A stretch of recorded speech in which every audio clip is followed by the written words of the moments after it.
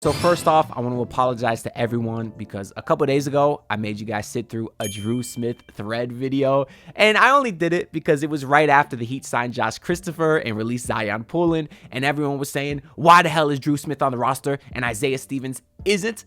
Now, you can watch my full video if you want the explanation and breakdown, but basically, Isaiah Stevens is on an Exhibit 10, so he's guaranteed to be on the team through training camp.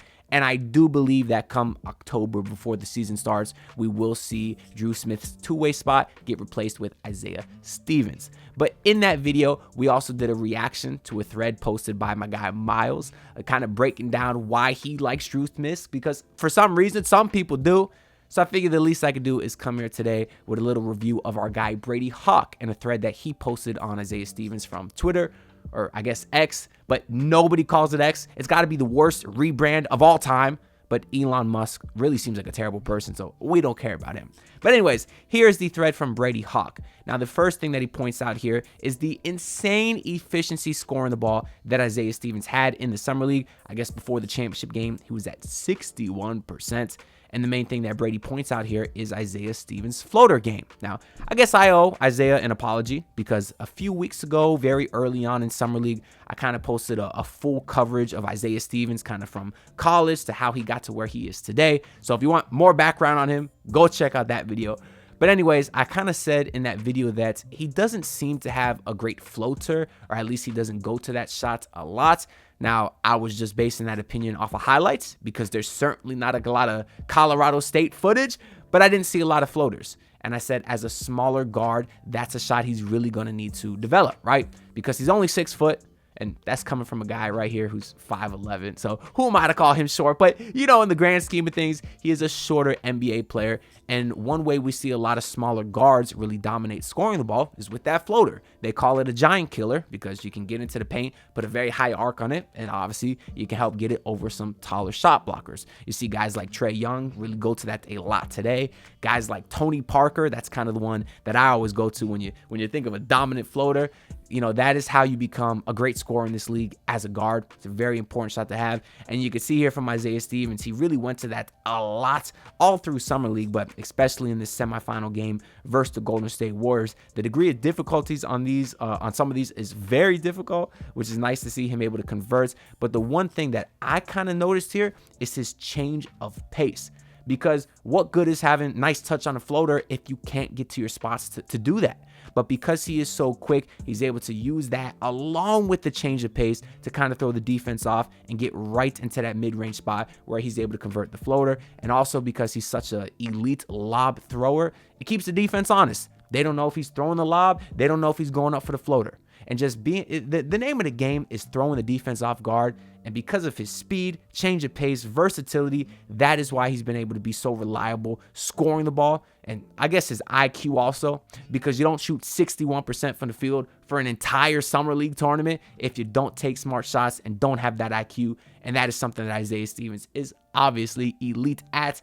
And the next one that Brady talks about here is kind of his passing. He highlights this one play where Isaiah Stevens went backdoor to Pelle Larsson, cutting baseline. And what Brady notes here is Isaiah Stevens is looking at the help defender and notices that he's not paying attention to his man.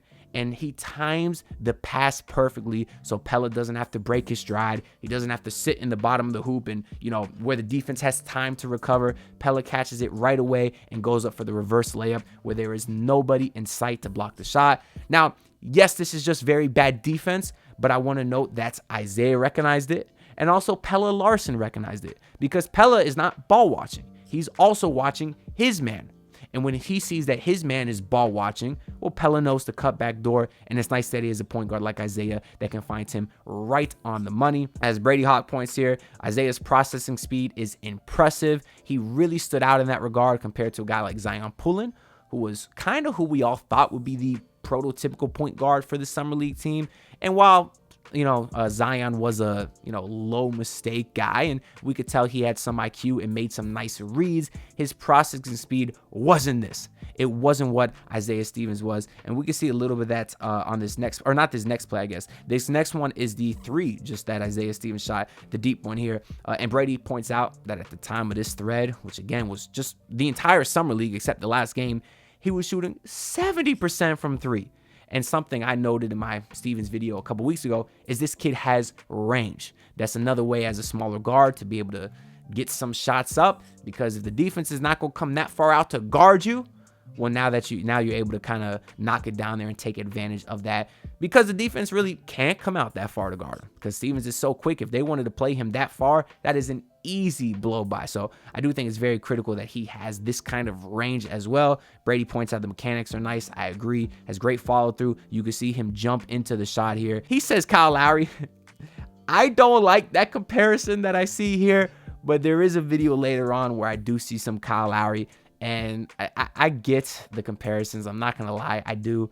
But I don't like Kyle Lowry. And I like Isaiah Stevens. So I'm trying not to be petty here and say that they're alike, but they probably are. Anyways, this is the next video that I was talking about here, where he kind of does remind me of Kyle Lowry. You see the big man catch the ball in the paint for the Warriors, and there's Stevens with the beautiful rotation defense to strip him cleanly as he's about to go up. This is something that Kyle Lowry was great at here. I'm not going to lie to you. Like I said, I wasn't a big fan, but that boy could draw a charge and he could strip his defender.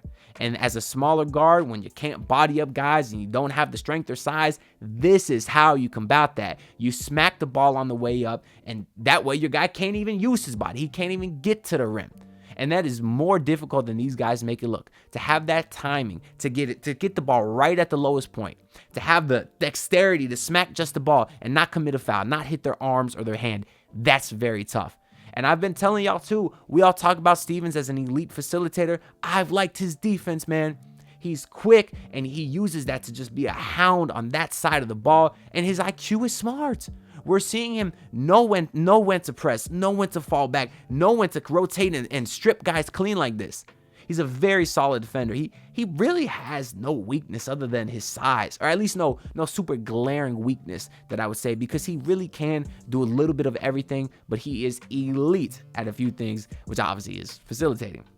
So next we have some pick and roll passing, which we've seen all summer league, and he found one of his favorite targets, Khalil Ware. So I hope those guys get a lot of run in the major leagues. And I love the way Isaiah controls the floor here, and he's able to bounce the ball right to Ware's shooting pocket right here, so he can catch the ball cleanly and go up right away before anyone can come up to guard Khalil Ware there.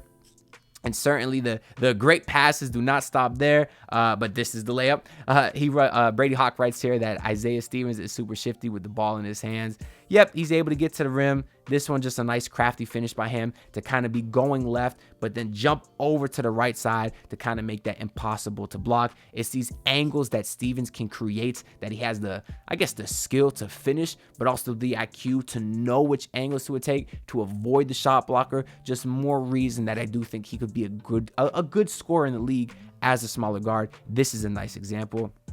But this clip here, this is the one with the passing that's really, really impressed me. I think he's got a few examples here of these skip passes where he's able to draw in the defense, draw in all these defenders, and then find the open man wide open in the corner. This is the purest form of basketball, guys. When you can collapse the defense and find the open shooter, that's how the game should be played. And the Heat for so long did not have a point guard that could dribble penetrate. Until they got Terry Rozier. He is decent at that. But Kyle Lowry, that boy could not get into paint. He was too old. He was too slow. He was too out of shape. So having a guy like Stevens is just a breath of fresh air here. And his timing is just impeccable. Again, uses some change in pace to get right into the lane. And without breaking his stride, these one-hand dimes on the money.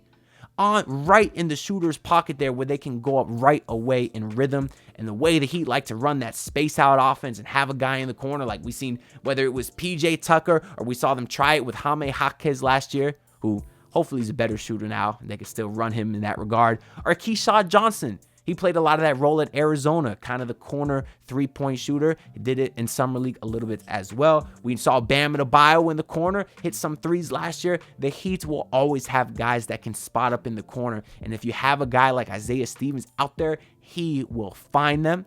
And if you're in a scoring drought, this is a great way to get some easy buckets.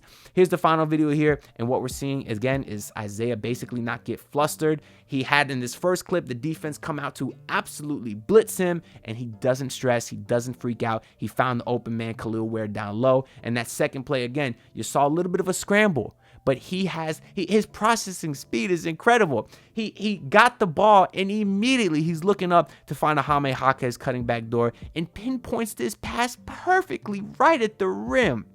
You can't speed Isaiah Stevens up. You can't fluster him. He always has his head up and he's always ready to make the right play. These are so difficult passes that truly give me no doubt that he will be an amazing point guard in this league, because these are some difficult plays. Anyways, that's all I got to say for this video. So let me know y'all thoughts down below. Do you think I'm glazing Isaiah Stevens? Or do you think I'm overhyping him?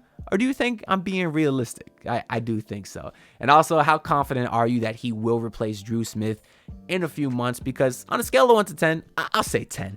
I know Eric Spoelstra is watching this and just salivating at the thought of getting a guy like Isaiah Stevens to run his offense. But we'll see what happens. Make sure y'all like the video and subscribe, because I can't grow the channel without everyone here. And I'll see you on the next one. So peace out. Look, pull up in your city trying to get that dead face.